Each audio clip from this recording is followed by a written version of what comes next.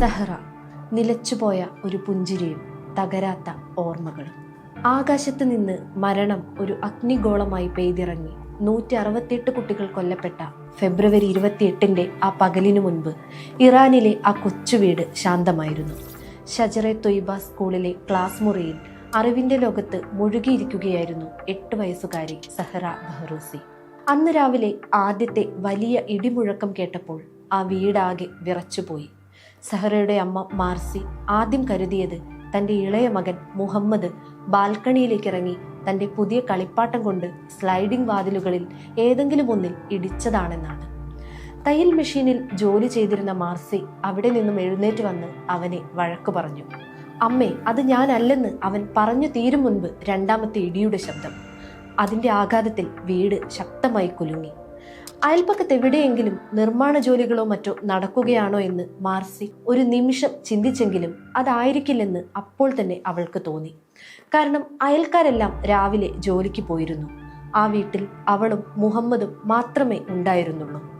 ഏതാനും മിനിറ്റുകൾക്ക് മുൻപ് കൃത്യം 11:17 മാർസിക്ക് തൻ്റെ 8 വയസ്സുകാരിയായ മകൾ സഹറയുടെ സ്കൂളിൽ നിന്നും അധ്യാപിക മുഹമ്മദീനിൽ നിന്ന് ഒരു കോൾ വന്നിരുന്നു. സ്കൂൾ നേരത്തെ അടയ്ക്കുകയാണെന്നും സഹറയെ കൂട്ടിക്കൊണ്ടു പോകാൻ ആർക്കെങ്കിലും വരാൻ കഴിയുമോ എന്നും അവർ ചോദിച്ചു. എന്തുകൊണ്ടാണ് സ്കൂൾ അടയ്ക്കുന്നതെന്ന് ചോദിച്ചപ്പോഴേക്കും കോൾ കട്ടായി. ഇവരുടെ വീട്ടിൽ നിന്നും ഏതാനും ബ്ലോക്കുകൾ മാത്രം അകലെയാണ് സ്കൂൾ. മാർസി ഉടൻ ഭർത്താവിനെ വിളിച്ച് വിവരമറിയിച്ചു. അദ്ദേഹം തൻ്റെ സഹോദരനെ കുട്ടികളെ കൂട്ടിക്കൊണ്ടുവരാനായി അയച്ചു. സഹറയും അവളുടെ കസിനും ഒരേ ക്ലാസ്സിലായിരുന്നു പഠിച്ചിരുന്നത്.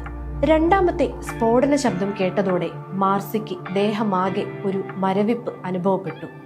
തൊട്ട് മുൻപ് വന്ന കോളിനെ കുറിച്ച് അവൾ ഓർത്തു. കൈയും കാലും വിറയ്ക്കുന്നതായി തോന്നി. റോഡിൽ നിന്ന് അസാധാരണമാം വിധം ചില ബഹളങ്ങൾ കേൾക്കാമായിരുന്നു.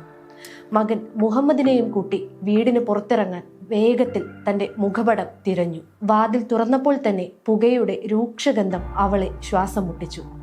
ആളുകൾ റോഡിലൂടെ പരിഭ്രാന്തരായി അങ്ങോട്ടും ഇങ്ങോട്ടും ഓടുന്നു. ഒരാളെ തടഞ്ഞു നിർത്തി എന്താണ് സംഭവിക്കുന്നത് എന്ന് ചോദിച്ചു. യുദ്ധം തുടങ്ങി എന്നായിരുന്നു അയാളുടെ മറുപടി. തെരുവിലൂടെ കനത്ത പുക ഉയരുന്നത് കണ്ടപ്പോൾ മാർസി തൻ്റെ മകനെ ചേർത്തു പിടിച്ച് ഒരു ഗ്യാരേജിന്റെ അരികിലേക്ക് മാറി നിന്നു. ഓരോ നിമിഷവും അവളിൽ ആദി വർദ്ധിച്ചുകൊണ്ടിരുന്നു. വിറയ്ക്കുന്ന കൈകളോടെ ഫോൺ എടുത്തു. സഹറയെ കൂട്ടിക്കൊണ്ടുവരാനായി പോയ സഹോദരനെ വിളിച്ചു. ഭർത്താവിനെ വിളിച്ചു. അദ്ദേഹവും സ്കൂളിലേക്ക് ഓടിയെത്താനുള്ള ശ്രമത്തിലായിരുന്നു. ആരും ഫോൺ എടുക്കുന്നില്ല. പെട്ടെന്ന് മാർസിയുടെ സഹോദരൻ തിരിച്ചു വിളിച്ചു. സ്കൂളിൽ ബോംബ് പതിച്ചതായി ഒരു വാർത്ത കേൾക്കുന്നുണ്ടെന്ന് അദ്ദേഹം പറഞ്ഞു. സഹറ എവിടെയാണെന്ന ചോദ്യത്തിന് മറുപടി ഉണ്ടായിരുന്നില്ല. മാർസി ഉടൻ തന്നെ സഹറയുടെ അധ്യാപികയെ വിളിച്ചു. മറുപടിയില്ല. ഖുറാൻ അധ്യാപിക കമാലിയെ വിളിച്ചു. മറുപടിയില്ല. പ്രിൻസിപ്പലിനെ വിളിച്ചു. ഫോൺ എടുക്കുന്നില്ല. വർഷങ്ങളായി സ്കൂളുമായി ബന്ധപ്പെട്ടിരുന്ന അഡ്മിനിസ്ട്രേറ്റർമാരെ, കെയർ ടേക്കർമാരെ, അങ്ങനെ ഓരോരുത്തരെയും അവൾ മാറി മാറി വിളിച്ചു. മറുതലയ്ക്കൽ നിശബ്ദത മാത്രം. സഹറയുടെ പിതാവ് ഹുസൈനായിരുന്നു സ്കൂളിൽ ആദ്യം എത്തിയത്. സ്കൂൾ ഗേറ്റിനടുത്തെത്തിയ അദ്ദേഹത്തിന് ആ കാഴ്ച വിശ്വസിക്കാനായില്ല. ആ കെട്ടിടം അപ്പാടെ തകർന്നിരുന്നു. ആൺകുട്ടികളുടെയും പെൺകുട്ടികളുടെയും വിഭാഗങ്ങളെ വേർതിരിക്കുന്ന പടിക്കെട്ടുകളിൽ ഒരു ഭാഗം അപ്പോഴും ഭാഗികമായി നിലനിൽക്കുന്നുണ്ടായിരുന്നു. എന്നാൽ പെൺകുട്ടികൾ പഠിച്ചിരുന്ന ഭാഗം പൂർണ്ണമായും നിരപ്പാക്കപ്പെട്ടിരുന്നു. പൊടിയും അവശിഷ്ടങ്ങളും നിറഞ്ഞ ചാരനിറത്തിലുള്ള ഒരു വലിയ കൂമ്പാരം മാത്രമാണ് അവിടെ ബാക്കിയുണ്ടായിരുന്നത്. പുക ഉയരുന്ന ആ തകർന്ന കെട്ടിടത്തിന് മുന്നിൽ പകച്ചു നിൽക്കാൻ പക്ഷേ അദ്ദേഹത്തിനായില്ല. കൂമ്പാരത്തിനരികിൽ കുഞ്ഞുങ്ങളെ തിരയുന്ന മറ്റുള്ളവർക്കൊപ്പം അദ്ദേഹം ചേർന്നു. കല്ലുകൾ കൈകൊണ്ട് മാറ്റി അയാൾ തൻ്റെ മകളെ തിരഞ്ഞു. പരിക്കേറ്റിട്ടുണ്ടാകാമെങ്കിലും മകൾ ജീവനോടെ ഉണ്ടാകാമെന്ന നേർത്ത പ്രതീക്ഷ അയാളെ നയിച്ചു. സ്കൂളിലെ പടിക്കെട്ടുകൾ നിന്നിരുന്ന ഭാഗത്താണ് അദ്ദേഹം കൂടുതൽ തിരഞ്ഞത്. ആപത്ത് തിരിച്ചറിഞ്ഞ നിമിഷം രക്ഷപ്പെടാനായി അവൾ അവിടേക്ക് ഓടിയിട്ടുണ്ടാകാമെന്നും ആ അവശിഷ്ടങ്ങൾക്കിടയിൽ അവൾ കുടുങ്ങിക്കിടക്കുകയാണെന്നും ആ അച്ഛൻ്റെ മനസ്സ് പറഞ്ഞു. പുരുഷന്മാരുടെയും സ്ത്രീകളുടെയും നിലവിളികളും വിലാപങ്ങളും കൊണ്ട് അന്തരീക്ഷം കനത്തിരുന്നു. ഹുസൈൻ ഒരു യന്ത്രം പോലെ അവിടെ മുഴുവൻ തിരഞ്ഞുകൊണ്ടേയിരുന്നു. കല്ലുകൾ മാറ്റിക്കൊണ്ടും മണ്ണുകൾ നീക്കിക്കൊണ്ടും അയാൾ തൻ്റെ മകളെ വിളിച്ചു. വൈകാതെ മാർസി അവിടെ എത്തി. ഒരു അയൽക്കാരനോട് കാല് പിടിച്ച് അപേക്ഷിച്ചാണ് അവൾ സ്കൂളിലെത്തിയത്. അവിടെ ഞാൻ കണ്ടത് വെറും അവശിഷ്ടങ്ങൾ മാത്രമാണ്. ആ നിമിഷത്തെ മാർസി ഓർത്തെടുത്തത് ഇങ്ങനെയാണ്. ഓരോ തവണയും ഒരു കുട്ടിയെ പുറത്തെടുക്കുമ്പോൾ അവർക്ക് ജീവനുണ്ടോ എന്ന് മാർസി ചോദിച്ചുകൊണ്ടേയിരുന്നു. ചിലപ്പോൾ ആരെങ്കിലും അതെ എന്ന് പറയുമ്പോൾ, കണ്ടോ അവർ ജീവിച്ചിരിപ്പുണ്ട്, നീയും പ്രാർത്ഥിക്കൂ, സഹറയെ നമുക്ക് കിട്ടും എന്ന് പറഞ്ഞ് ചുറ്റുമുള്ള സ്ത്രീകൾ അവളെ ആശ്വസിപ്പിച്ചു.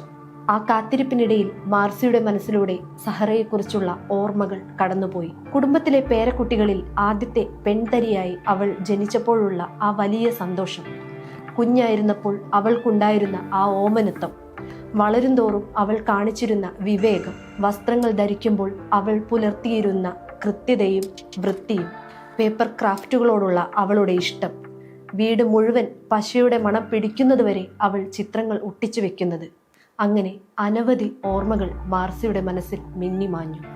കുസൃതിയോടെ ഫോൺ വാങ്ങി സ്വന്തം മുഖം പശ്ചാത്തലമാക്കുന്ന സഹറയുടെ പ്രസരിപ്പുള്ള മുഖം അവളുടെ കണ്ണുകളിൽ തെളിഞ്ഞു. മാർസി തൻ്റെ ഫോണെടുത്ത് സഹറയുടെ ഫോട്ടോയിലേക്ക് നോക്കി. സ്വയം ശാന്തയാകാൻ ഒരു പ്രാർത്ഥനയുടെ ഓഡിയോ പ്ലേ ചെയ്തുകൊണ്ട് അവൾ അവശിഷ്ടങ്ങളിലേക്ക് നോക്കി നിന്നു. തിരച്ചിൽ തുടരുന്നതിനിടയിലാണ് സഹറയെ കണ്ടെത്തിയെന്ന വാർത്ത ഹുസൈൻ അറിയുന്നത്. അവശിഷ്ടങ്ങൾക്കിടയിൽ നിന്ന് ആദ്യം പുറത്തെടുത്ത കുട്ടികളിൽ അവൾ ഉണ്ടായിരുന്നത്രേ. ബോംബാക്രമണത്തിന്റെ ഭീകരത വിളിച്ചു പറയുന്ന സഹറയുടെ ചെറിയ ശരീരത്തിന്റെ ചിത്രം അതിനകം തന്നെ സോഷ്യൽ മീഡിയയിൽ പ്രചരിച്ചിരുന്നു. മെസ്സേജിംഗ് ആപ്പുകളിൽ വന്ന ആ ഫോട്ടോ കണ്ടപ്പോൾ തന്നെ ഹുസൈൻ തൻ്റെ മകളെ തിരിച്ചറിഞ്ഞു. അയാൾ മോർച്ചറിയിലേക്ക് പാഞ്ഞു.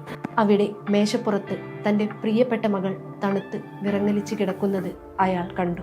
സഹറ എപ്പോഴും വളരെ ശ്രദ്ധയോടെയും കൃത്യമായും പിൻ ചെയ്തിരുന്ന അവളുടെ ശിരോവസ്ത്രം തെന്നിമാറിയിരുന്നു. അവളുടെ തല ഒടിഞ്ഞിരുന്നു. വാരിയെല്ലുകൾ കൊഴിഞ്ഞുപോയിരുന്നു.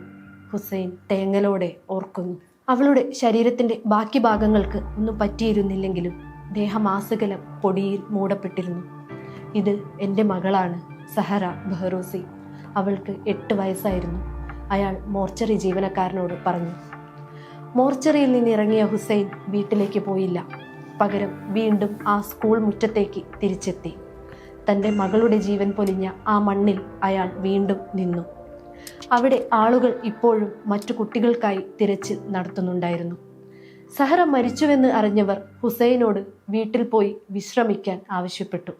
നിന്റെ മകളെ കിട്ടിയല്ലോ, ഇനി പോകൂ എന്ന് പറഞ്ഞവരോട് അദ്ദേഹം പ്രതികരിച്ചില്ല. തൻ്റെ മകളെപ്പോലെ മറ്റനേകം കുട്ടികൾ ഇനിയും ആ കല്ലുകൾക്കിടയിൽ ശ്വാസം മുട്ടുന്നുണ്ടാകുമെന്ന് ആ അച്ഛൻ കരുതി. എൻ്റെ മകളെ കണ്ടെത്തിയെങ്കിലും മറ്റു പലരുടെയും കുഞ്ഞുങ്ങൾ അവിടെ കുടുങ്ങിക്കിടക്കുകയാണല്ലോ. ആരുടെ കുട്ടിയെയാണ് ഞാൻ രക്ഷപ്പെടുത്തിയത് എന്ന് എനിക്കറിയില്ല. അവരും എൻ്റെ മകളെപ്പോലെ തന്നെയാണ്. ആ രാത്രി മുഴുവൻ ഹുസൈൻ ആ മണ്ണിൽ കാവലിരുന്നു. ഈ സ്കൂൾ ഒരു സൈനിക കേന്ദ്രമല്ലെന്നും മറിച്ച് പഠനത്തിനുള്ള ഒരു സ്ഥലമാണെന്ന് ലോകമറിയണമെന്നും ഞങ്ങൾ ആഗ്രഹിക്കുകയാണെന്ന് സഹറയുടെ പിതാവ് പറയുന്നു. ഐക്യരാഷ്ട്രസഭയും അന്താരാഷ്ട്ര കോടതിയും മിനാബിൽ നേരിട്ടെത്തി കാര്യങ്ങൾ മനസ്സിലാക്കണമെന്ന് ഞാൻ ആവശ്യപ്പെടുകയാണ്. ഈ പരിസര പ്രദേശങ്ങളും അവർ കാണണം. അമേരിക്ക ചെയ്ത കുറ്റകൃത്യങ്ങൾ തിരിച്ചറിയണം. ഞങ്ങൾക്ക് നീതി വേണം, അദ്ദേഹം പറയുന്നു. ആ ദുരന്ത ദിനത്തിൽ ഏകദേശം 168 ജീവനുകളാണ് ആ സ്കൂൾ മുറ്റത്ത് പൊലിഞ്ഞത്. ഇറാനിയൻ ചരിത്രത്തിലെ ഏറ്റവും വലിയ മുറിവായി ഷാജറെ തൊയ്ബ സ്കൂളിലെ ആക്രമണം മാറി.